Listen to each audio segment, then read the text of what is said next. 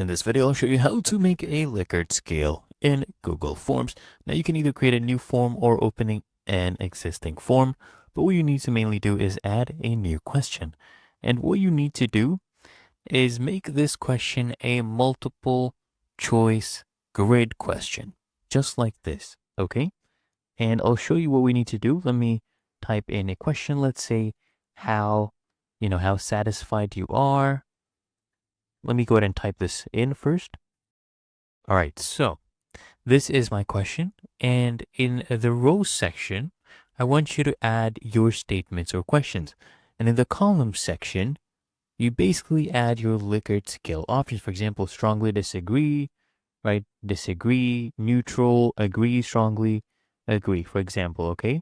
So let's type in the first one, strongly disagree, and let me continue with the rest. So here we go. I have 5 different columns, basically 5 different options to choose from. Okay, and now here we need to add, the questions or statements. So let me go ahead and do that. Okay, so now I've filled in the questions or statements. You can toggle this one on to require a response in each row. Okay, and what we can now do is go ahead and publish this form. Just come here to the top right, click on publish, click here on publish again, and we can go ahead and preview this.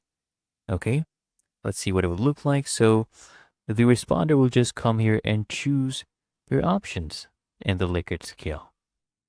Okay, there we go. 1 response per row, and you can go ahead and submit, right? It's really that easy and simple, as you can see.